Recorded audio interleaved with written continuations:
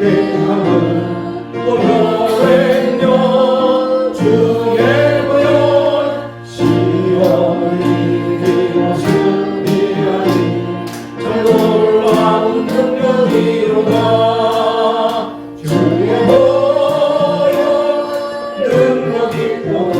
주의 피 믿어 주의 보혈 그 어린 양의 매우 귀중한 피로다. 육체의 성경을 이기는 보혈의 명 주의 보혈 정결한 마음을 얻게 하니 참 놀라운 능력이로다. 주의 보혈 능력이 있도다. 주의 피 믿어 주의 보혈 그 어린 양의 매우 귀중한 피로다. 눈보라 너희의 밝히는 것 보혈의 명 주의 보혈 소량한 모든 것 밝히시니 참 놀라운 능력이로다.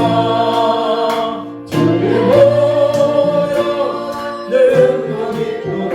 주의 피 믿어 주의 보혈 그 어린 양의 매우 귀중한 피로다. 구주의 복음을 전할 때도 보혈의 명 주의 보혈 날마다 나의 찬송들이 참 놀라운 능력이로다. 주의 보혈 능력이 있도다. 주의 피 믿어 주의 보혈 그 어린 양의 매우 귀중한 피로다. 아멘. 할렐루야. 오늘 주시는 하나님의 말씀을 함께 보도록 하겠습니다. 오늘 주시는 하나님의 말씀은 고린도후서의 말씀입니다. 고린도후서 3장 12절부터 18절까지의 말씀입니다.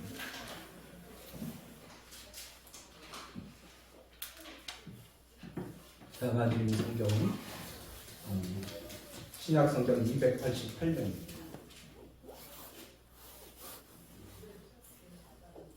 12절 같이 읽습니다. 우리가 이 같은 소망이 있으므로 담대히 말하노니 우리는 모세가 이스라엘 자손들에게 장차 없어질 것의 결국을 주목하지 못하게 하려고 수건을 그 얼굴에 쓴 것 같이 아니하노라. 그러나 그들의 마음이 완고하여 오늘까지도 구약을 읽을 때 그 수건이 벗겨지지 아니하고 있으니 그 수건은 그리스도 안에서 없어질 것이라.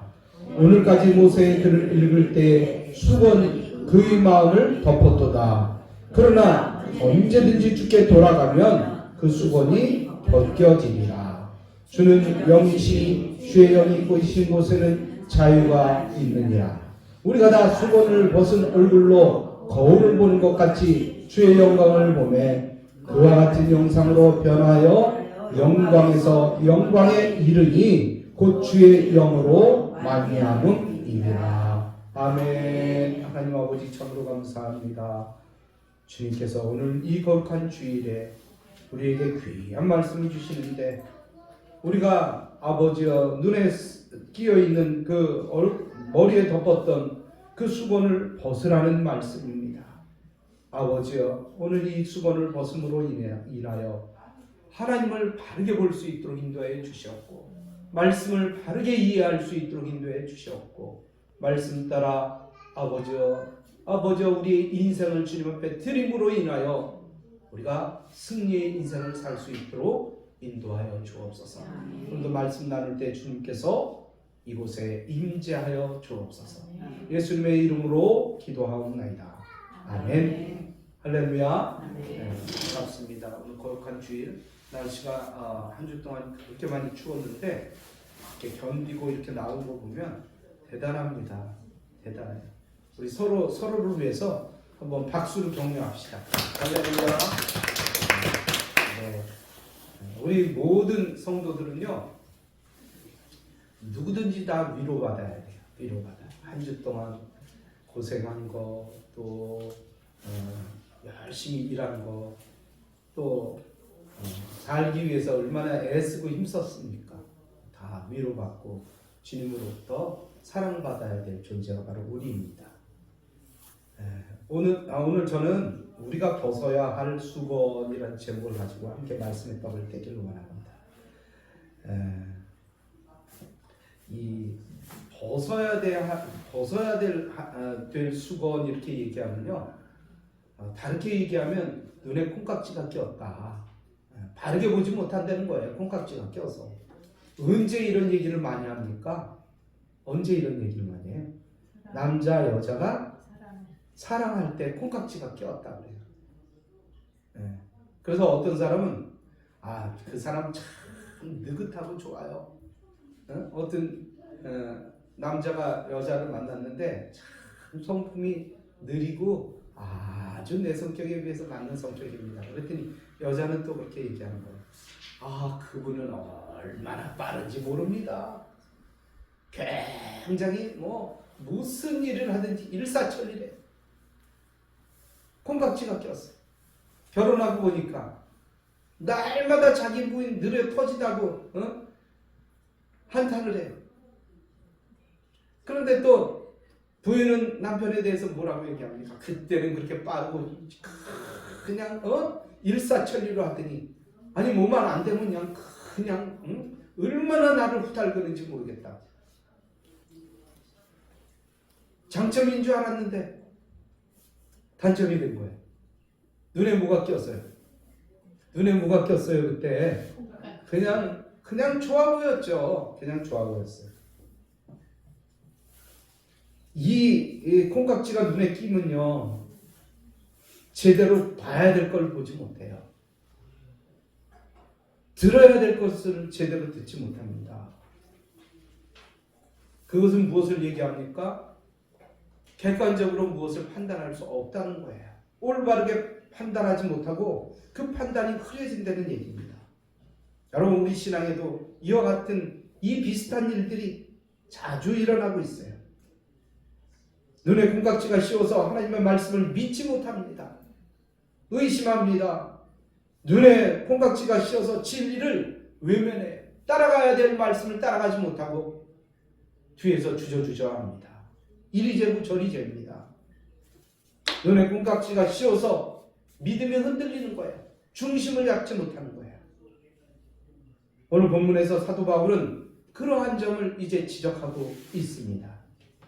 사도 바울은 유대인들이 진리의 복음을 온전히 받아들이지 못하고 그 받아들이지 못하는 이유가 무엇인가를 이제 이야기하고 있는데, 그 이유가 뭐냐?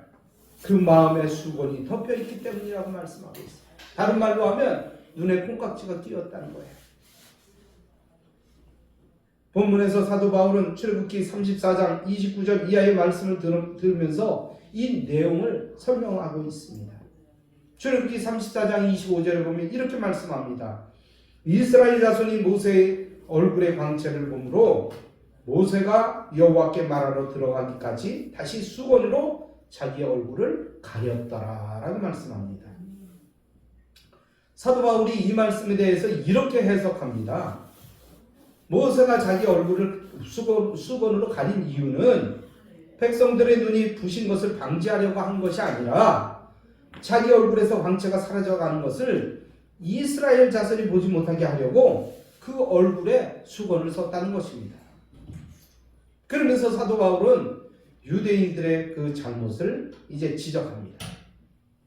모세의 얼굴에 빛나던 광채는 그리스도 영광과 함께 그 광채가 사라지게 되었는데, 유대인들은 빛 대신 예수 그리스도를 영접할 줄 모르고 이제 사라져버릴 율법의 광채에 매달려 있다는 거예요. 율법만 강조한다는 거예요.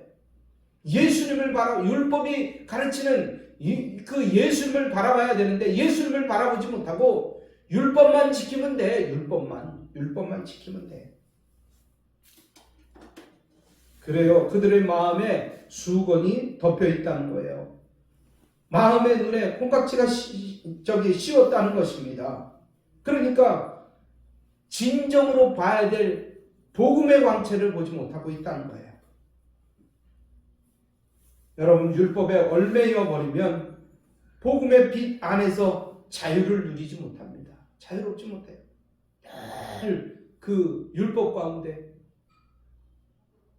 자기의 행동을 제어하지 못하고 그 율법에 늘 매여 있어요. 그래서 뭐라고 얘기합니까? 뭐만 안 되면 내가 기도 안 해서 그래. 뭐만 안 되면 내가 11조 못해서 그래. 내가 뭐만 안 되면 그러면서 자꾸 핑계를 대는 거예요. 그래서 사도 바울은 본문 3장 14절에서 뭐라고 말씀합니까? 그들의 마음이 완고하여 오늘까지도 구약을 읽을 때 그 수건이 벗어지지 아니하고 있으니 라고 말씀하고 계십니다. 벗어지지 않았다는 거예요. 수건이. 왜 그렇게 말씀하십니까? 그것은 바로 마음을 덮고 있는 수건을 벗어버려야 된다는 거예요. 그래야 자유로움. 진리 안에서 우리 주님께서는 우리에게 뭐라고 말씀하십니까? 진리 안에서 자유함을 얻으라 말씀하고 있습니다. 그야말로 영적 눈에 씌어있는 콩깍지를 벗겨내야 된다는 것입니다. 당시 유대인들에게 거스릴 수 없는 이 시대의 조류가 있었는데 그것은 바로 율법주의였습니다. 율법주의. 율법은 하나님께서 주신 선한 도구입니다. 또 기본적인 신앙의 길잡이였어요. 우리를 복음으로 인도하는 몽학선생, 요즘 말로 말하면 멘토였다는 것입니다. 멘토. 지침이었어요. 그러나 유대인들이 이 율법을 절대시했어요. 절대시. 이것만 지켜야 된다. 이거 안 지키면 안 된다. 그래서 주일날도 제자들이 예수님과 함께 가다가 보리싹을 비벼서 먹으니까 뭐라 그랬어요? 이랬다 그랬잖아요. 예수님께서 병을 고치니까 주의를 범했다고 그랬잖아요.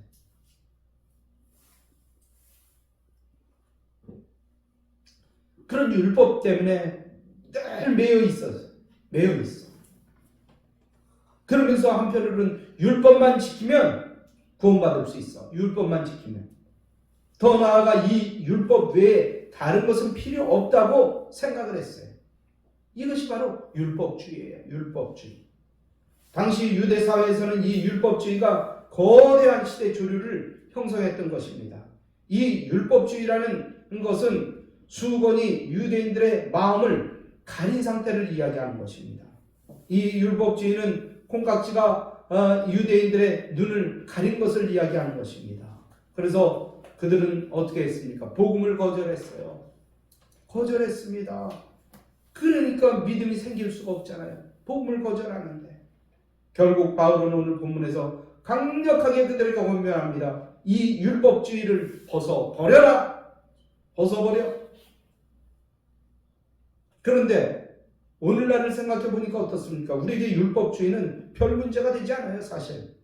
왜냐하면 우리가 율법을 절대적으로 받아들인 사람들이 별로 없기 때문이에요. 그리고 그 율법을 지키기 위해서 집착하지도 않습니다. 그렇다면 우리에게 문제가 되는 것은 무엇입니까? 나에게 씌워있는 콩깍지는 무엇입니까? 우리가 벗어 던져야 될 내 마음을 덮고 있는 수건은 무엇입니까? 그것은 바로 과학주의예요. 과학주의. 오늘날 우리 시대의 사람들은 거의가 과학이 우리의 삶을 질적으로 보다 높게 만들어줄 것이라고 생각하고 있어요. 그걸 믿고 있어요.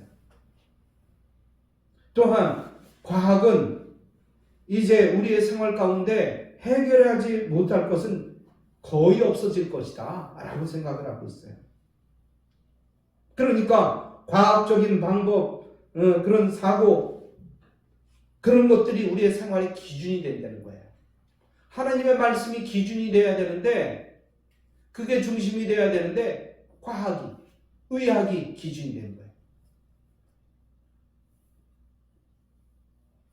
이런 흐름을 뭐라고 하느냐? 과학주의라고 해요. 물론 과학은 하나님께서 인간에게, 우리 인간들에게 주신 지혜와 지식의 그런 은사입니다. 은사예요. 또 우리를 성안하게 살 수 있도록, 편리하게 살 수 있도록 주신 그런 복된 도구이며 수단이 될 수 있다는 것입니다. 그러나 이것이 하나님께서 앉으셔야 할 자리에 앉아서 우리의 마음을 뺏는다 그러면 그것은 문제가 있는 것이죠. 그리고 또한 더 나아가서는 우리의 생각까지 지배해버린다 그러면 그것은 더 큰 문제예요. 더 큰 문제예요. 여러분, 미국의 아리조나주의 알코어에 가면 냉동 인간 회사가 있다고 합니다. 이 회사는 사람이 죽으면 냉동을 시킨대요. 완전 냉동을 시킨대요. 그야말로 영하 196도의 온도로 순식간에 냉동을 시킨다는 거예요. 그럼 몇 년이 가든 몇십 년이 가든 그대로 있는 거예요. 그 사람이 옷 입은 채로 그대로, 화장한 그대로 냉동을 시켰어요. 보관료가 12만 달러였대, 그 당시에. 그 12만 달러 얼마입니까? 1억 5천에서 2억 정도 되는 거예요. 그런 돈을 주고서 냉동을 시킵니다. 근데요, 그 냉동에 들어가고 싶은, 그 인간이 되고 싶어 하는 사람들이 한 수백 명이 줄을 서 있다는 거예요. 나도 죽으면 냉동시켜줘. 나도 죽으면 냉동시켜줘. 왜 그렇게 됐느냐? 미국의 심리학자 베드퍼드라는 박사가 있었는데 그 양반이 암으로 죽었어요. 근데 죽기 전에 뭐라고 얘기했냐? 나를 냉동시켜달라고 그랬어요. 냉동시켜달라고 그랬어요. 그래서 앞으로 과학은 계속 발달할 것이다. 과학이 계속해서 발달되면 나중에 사람도 이런 냉동됐다가 딱 뿅 하고 녹이면 살아날 수 있고, 그때 문제가 있었던 그런 것들은 다 그 과학으로 고칠 수 있다. 그럼 그때 나는 살아나면 될 것이다. 이렇게 생각했다는 거예요. 그때가 되면 정말 중국의 시황제가 불로초를 구해서 살 수 있었듯이 나도 그렇게 살 수 있을 것이다 라고 생각했던 것 같아요. 그래서 그는 자기 스스로 냉동 인간이 되어서 그때 그 과학이 발달할 때까지 거기서 냉동 인간으로 기다리고 있다는 거예요. 기다리겠다는 거예요. 그래요. 이 사람들은 어떤 생각을 갖고 있습니까? 과학에게 자기의 미래를 맡기는 겁니다. 문제를 해결해 줄 것이라고 생각하고 있는 거예요. 그래서 과학은 그들의 종교가 되었고요. 그들의 신이 되었습니다. 그런 사람들이 어떻게 예수를 믿겠습니까? 과학적으로 증명되면 믿어요. 과학적으로. 이성적으로 증명이 되면 아멘입니다. 그러나 자기가 생각할 때 과학적으로, 의학적으로 이게 증명이 안 되면 노맨입니다. 받아들이지 않는 거예요. 그러나 성경은 어떻습니까? 성경의 진리는 계시적인 진리예요. 선포적인 진리입니다. 하나님께서 계시해 주셨기 때문에 알게 된 진리이며, 일방적으로 하나님께서 선포하신, 예수님께서 선포하신 그런 진리예요. 이걸 실험으로 증명할 수가 있습니까? 검증할 수가 있습니까? 논리적이나 합리적으로 받아들일 수 있습니까? 아니요, 그럴 수 없어요. 여러분, 하나님께서 천지를 창조하셨다는 말씀, 일방적으로 선포된 말씀이잖아요. 검증할 수 있습니까? 하나님이 이 세상을 창조하셨다는 거 검증할 수 있어요? 아니요. 그냥 우리는 믿고 따라갈 뿐이에요. 예수님께서 나를 위해서 십자가에 달려 돌아가신 것도 마찬가지예요. 일방적인 계시예요. 예수님께서 일방적으로 그렇게 우리를 위해서 십자가에 달려 돌아가신 거예요. 2000년 전에 그 십자가에 돌아가신 그 예수님이 나하고 무슨 관계가 있습니까? 나하고 무슨 관계가 있어요? 합리적으로 설명할 수가 없는 거예요. 논리적으로 설명할 수가 없는 거예요. 그저 믿는 거예요. 그저 믿고 따라가는 거예요. 물론 우리가 사는 오늘날 우리가 사는 이 과학 존중해야 됩니다. 과학적인 사고방식을 외면해서는 사실 안 됩니다. 그러나 과학을 절대시해서는 안 된다는 거예요. 과학적인 사고방식만을 주장해서는 안 된다는 것입니다. 그렇게 되면 과학주의에 빠져요. 이 과학주의가 우리 마음에 수건을 덮는 거예요. 눈에 콩깍지를 씌우는 거예요. 귀에 콩깍지를 씌우는 거예요. 그래서 자기가 합리적으로 이건 믿을만해. 그러면 아멘 하고요. 그렇지 않으면 어떻습니까? 저건 아니야. 그래서 고개를 좌우로 흔듭니다. 우리 하나님께서는 사도 바울을 통해서 말씀하십니다. 이것을 벗어 던져라. 아멘. 벗어 던져야. 아멘. 두 번째로는 물질주의입니다. 물질주의. 우리 시대에 우리의 마음을 덮고 우리 눈을 가리는 시대 조류 중 또 하나는 바로 물질주의입니다. 우리가 아는 대로 물질은 하나님께서 창조하셨어요. 모든 것을 온 우주 만물을 하나님께서 창조하셨습니다. 그리고 우리를 청지기로 삼으셨어요. 그리고 그것을 우리에게 맡겨주셨어요. 잘 다스려라. 그래서 우리는 그것을 잘 다스리다가 어떻게 합니까? 하나님께 돌려드려야 될 때가 있어요. 이 세상을 떠날 때 내려놓고 빈손으로 돌아가는 것입니다. 여러분, 하나님 나라 갈 때 가지고 가야 될 게 뭐 있겠어요? 사랑하는 악기를 가지고 갑니까? 그렇지 않으면 뭘 가지고 가? 입던 옷을 가지고 갑니까? 옷을 가지고 갈까요? 아니요, 가져갈 게 아무것도 없다는 거예요.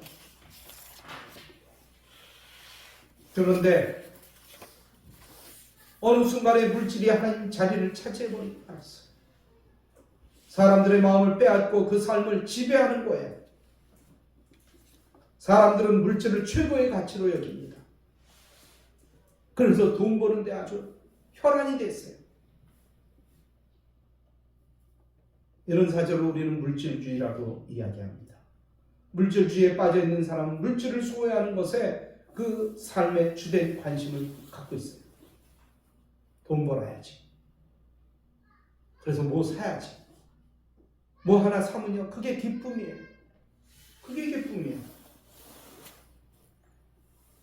누가복음 12장에 보면 한 부자 이야기가 나오고 있습니다. 한 부자가 추수 때가 됐습니다. 그런데 소출이 얼마나 많은지 그 사람의 걱정은 뭐냐? 이 소출을 어느 창고에다 드리느냐? 이게 걱정거리야, 근심거리야. 얼마나 멋진 근심거리입니까? 가지고 있는 것이 너무 많아서 창고가 모자라. 이게 걱정이에요. 그래서 곡간을 더 짓고 가득 창고마다 가득 쌓아놨어요. 그러면서 이제 밤에 자면서 자기 스스로한테 이렇게 얘기합니다. 내 영혼아, 여러 해 쓸 물건을 많이 쌓아두었으니 평안히 쉬고 먹고 마시며 즐거워하자. 근데 그 밤에 주님께서 말씀하십니다. 오늘 밤 내 영혼을 데리고 가면 그 모든 것이 네 것이 되겠느냐? 그런 사람들은 돈 모으는 것에 자신의 인생을 겁니다. 온갖 노력을 기울입니다. 사실 그렇게 노력하면요, 어느 정도까지 다 모을 수가 있어요. 그렇지 않아요? 그런데 문제가 뭡니까? 그런 사람들은요, 모으기만 하지 쓰질 않아요. 아주 인색합니다. 이것이 바로 물질주의에 빠진 전형적인 그런 사람들의 모습입니다. 그 사람은요, 그 사람의 관심은 뭐냐? 더 많이 갖는 거에 집중이 완전히 거기에 집중돼 있어요. 재산이 늘어가는 것에 기쁨을 찾는 거예요. 그래서 어떤 사람이 무슨 재미로 삽니까?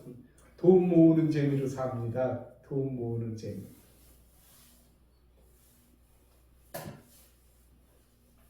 재산이 늘어가는 것에 기쁨을 찾는다는 거예요. 재산이 많아서 든든하고요.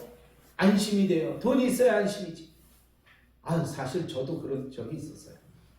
사실 호주머니에 한 10,000원짜리 한 장이라도 좀 있으면 좋겠다. 그럴 때가 있었어요.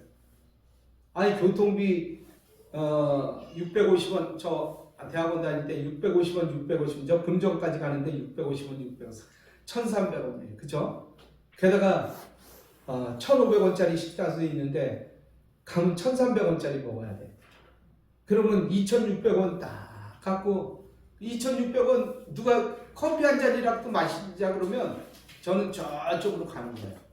저쪽으로 갑니다. 커피 마시자. 남들이 사주면 나도 한 잔 사줘야 될 거 아니에요, 언젠가. 그게 없어서 슬금슬금.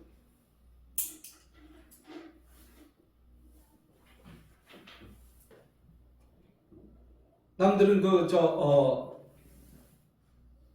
역에서 내려서 학교까지 마을버스가 있는데 마을버스 타고 가요. 근데 나는 마을버스 안 타고 걸어 다녔어요. 계속해서. 그러면서 학교를 다니면서 어떻게든지 아끼려고 얼마나 애를 썼는지 몰라요. 그래요. 여러분, 우리는 물질에 의지하지 말기 바랍니다. 돈은 있다가도 없어지고 없다가도 생깁니다. 그래서 돈이에요. 그런데 이렇게 돈이 많아지면 하나님을 찾지 않아요, 사람들이. 하나님을 찾을 이유가 없어요. 옛날에 우리 생각해 보세요. 가난할 때 얼마나 사람들이 언제나 가도 교회에 사람들이 있어요.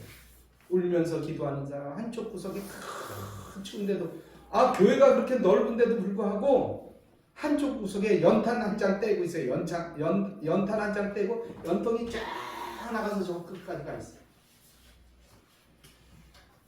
연탄 한 장 떼놓는데 그 연탄 옆에서 사람들이 모여져 있는 거예요. 그러면서 기도하는 거예요.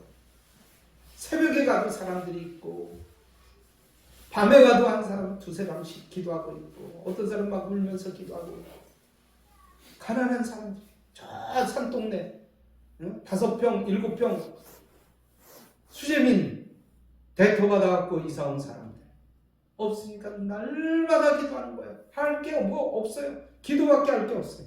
그러니까 모이는 거예요. 계속 모이는 거예요. 기도하면서. 그런데 요즘 어떻습니까? 돈이 있으니까요. 돈을 믿지 예수님을 안 믿어요. 그렇게 가난하고 힘들 때는 예수님을 믿고 따라가는 것 같으니 돈 좀 있으니까 자꾸 딴 데로 돌아갑니다. 좀 남들 열심히 일하고 나도 좀 놀러 댕겨야지. 자꾸 딴 데로 가요. 이게 가장 문제예요. 여러분, 우리는 물질을 의지하지 말고 철저하게 하나님만을 의지하는 삶을 살아야 됩니다. 아멘. 물질주의의 무서운 독은 뭐냐? 거기에 욕심이 있다는 거예요. 욕심. 사실 우리가 돈을 모으는 것은 왜 돈을 모읍니까? 쓰기 위해서 모으는 건데 돈을 움켜잡습니다. 이런 사람들은 욕심 때문에 돈을 못 쓰는 거예요. 내가 어떻게 버는 돈인데, 이게 어떻게 버는 돈인데 헛두루 써? 남들에게 왜 도움을 줘? 왜 이 피 같은 돈을 남들한테 막 베풀어? 내가 어떻게 번 돈인데? 그러면서 움켜잡는 거예요. 언젠가 중국에 평생을 거지같이 산 사람이 있어요. 근데 그 사람이 죽었는데 굶어 죽었다는 거예요. 그래서 그 사람이 어디 사나 가갖고 그 집에 가봤더니요, 엄청난 돈이 숨겨져 있더라는 거예요. 자기한테도, 남들한테도 안 베풀고 자기한테도 못 써. 자기한테도. 무섭습니다. 여러분, 이 물질주의를 우리는 던져버려야 됩니다. 할렐루야. 세 번째로는 이기주의예요. 이기주의. 오늘 시대에 우리의 마음을 덮고 우리의 눈을 가리는 시대조리가 무엇이냐? 바로 이기주의라는 거예요. 그런데 우리가 한 가지 알아야 될 중요한 사항은 무엇이냐? 개인주의라는 말이 있고 이기주의라는 말이 있는데, 개인주의라는 말은 어떤 말이냐? 개인을 중요하게 생각하는 입장이라는 거예요. 그래요. 개인이 모여서 사람들이 많은 사람이 되는 거잖아요. 단체가 되는 거잖아요. 그런데 이기주의는 어떻습니까? 나만 생각하는 거, 나만. 이게 이기주의야. 개인주의는 개인이 여럿이기 때문에 모든 개인을 생각하고 존중해 주는 게 개인주의인데, 이에 비해서 이기주의는 나는 하나뿐이기 때문에 자기만을 존중한다는 거예요. 자기만. 개인주의에서는 나라는 개인만 중요한 것이 아니라 나와 너와 또 그와 모든 개인 한 사람 한 사람을 중요하게 생각한다는 거예요. 그래서 다른 사람들을 이해하려고 그러고 다른 사람들의 권리를 존중해 주려고 하는 것이 기본이라는 거예요. 그러나 이기주의는 자신만을 중요하게 생각하니까 나만 먹고 나만 좋은 거 입고 나만 좋은 데 살고 남을 이해하거나 존중하는 그런 준비가 전혀 되어 있질 않아요. 많이 배우면 그렇게 될 것 같습니까? 남들을 존중해주고 그럴 것 같습니까? 아니요. 그렇지 않아요. 많이 배우고 안 배우고는 문제가 아니에요.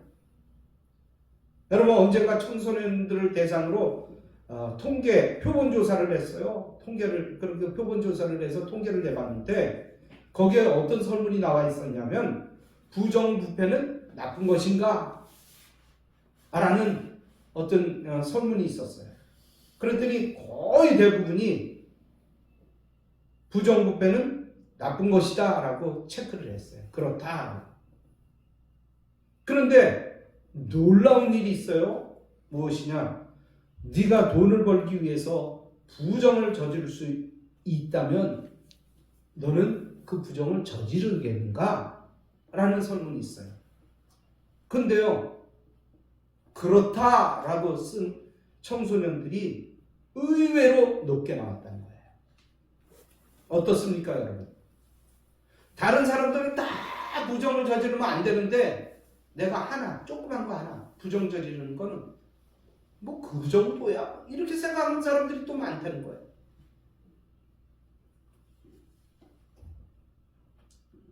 그렇다 그러면 우리 사회의 미래는 어떻습니까? 이런 이기주의가 많아진다 그러면 사회는 결과적으로 망가지고 부서지고 신뢰할 수 없는 그런 사회가 된다는 것입니다. 그런데 더 중요한 것은 무엇이냐? 크리스찬들이 이런 마음을 갖고 있다는 거예요. 크리스찬들이. 이것이 우리로 하여금 하나님의 말씀대로 잘 살지 못하게 만드는 것. 그런 걸림대가 되고 있다는 거예요. 담벼락이 되고 있다는 것입니다. 주님께서는 마가복음 12장 31절에서 이렇게 말씀합니다. 내 이웃을 내 몸과 같이 사랑하라 하시는 것이라. 이에서 더 큰 계명이 없다라고 말씀하고 있습니다. 우리가 마땅히 지켜야 될 말씀이 뭐냐? 예수님의 말씀이에요. 우리에게 주신 말씀. 내 이웃을 내 몸과 같이 사랑하라. 입장을 바꿔놓고 생각해 보세요. 입장을 바꿔놓고. 누가 그러더라고요. 무슨 일이 있으면 입장을 바꿔놓고 생각해 보라는 거예요. 누가 여기다 차를 갖다 댔나? 얼마나 급하면 여기다 차를 갖다 댔겠냐? 생각해 보라는 거예요. 누가 나보다 막 내 차를 앞지르려고 그래? 얼마나 급한 사정이 있으면 내 차를 앞지르려고 그럴까? 양보하는 거예요. 그럼 사고가 안 나요. 저거 깜빡이도 안 켜고 내 차 옆으로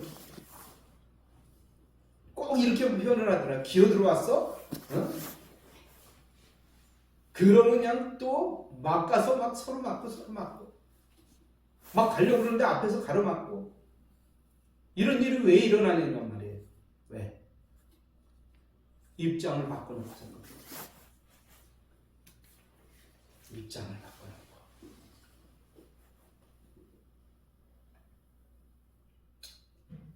나 아닌 다른 개개인을 중요하게 생각하고 이해하고 품어주라는 말씀이에요.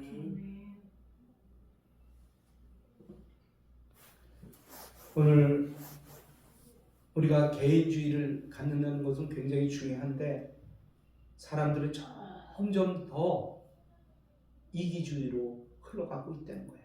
그리고 우리나라는 좀 나은 것 같아요. 왜냐하면 외국 사람들이 우리나라 관광 오면요, 굉장히 따뜻하게 느낀다는 거예요.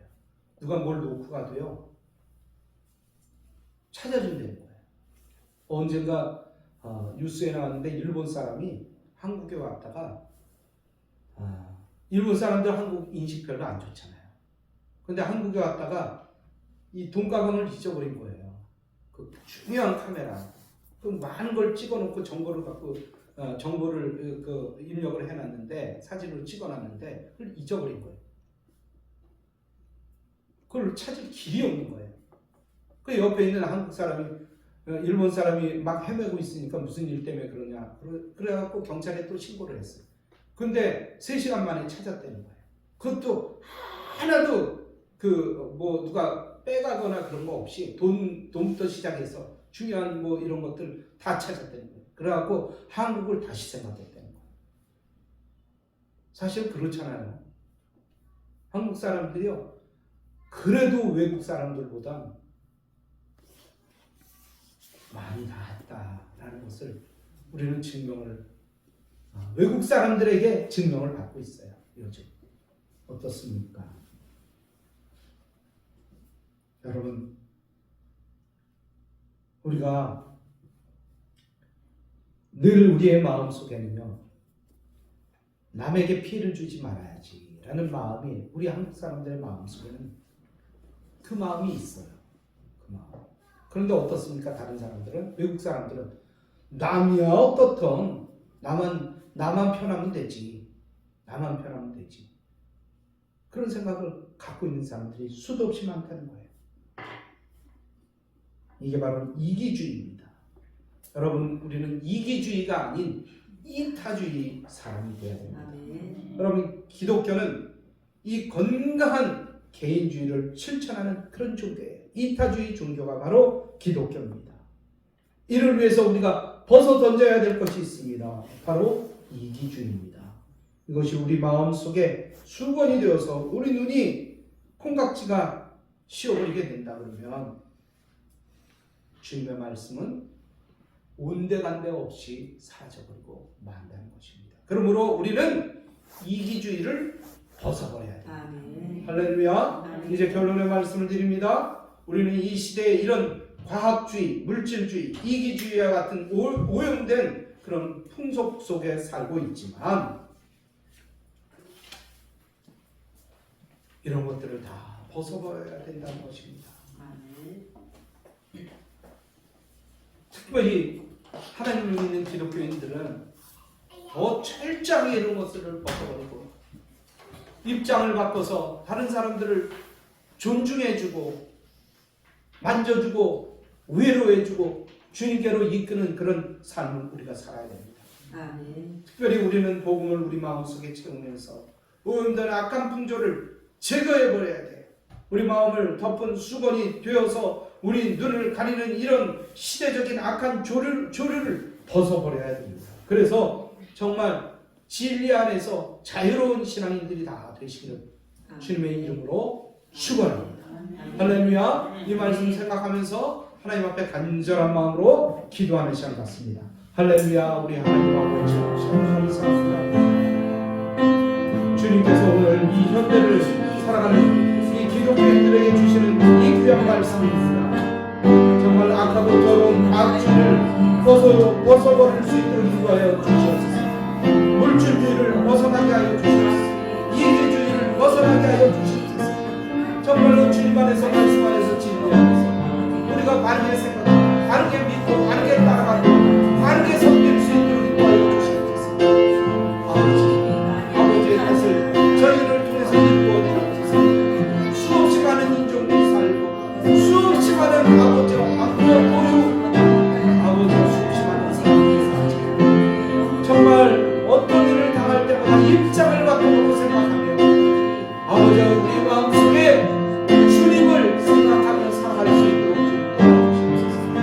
그리하여 이 사회가 따뜻해지게 하시고 이 사회가 정말로 저라고 살만한 사회가 될 수 있도록 주님 도와주시고 도와주십시오. 특별히 정치적 소출하고 아버지 어떤 권력을 잡기 위해서 남을 해코지 하며 아버지 어떤 구렁텅이에 빠뜨리는 그런 일이 없도록 주님 도와주시고 그 순수한 마음이 아버지 주님 앞에 우리의 마음속에 솟아날 수 있도록 인도해 주시고 하나님 안에서 이것이 아름답게 이 나라에 정착되어 정말 주님 모시게 아름다운 나라가 될 수 있도록 작은 천국이 될 수 있도록 주님 인도하여 주옵소서. 주여 감사합니다. 주님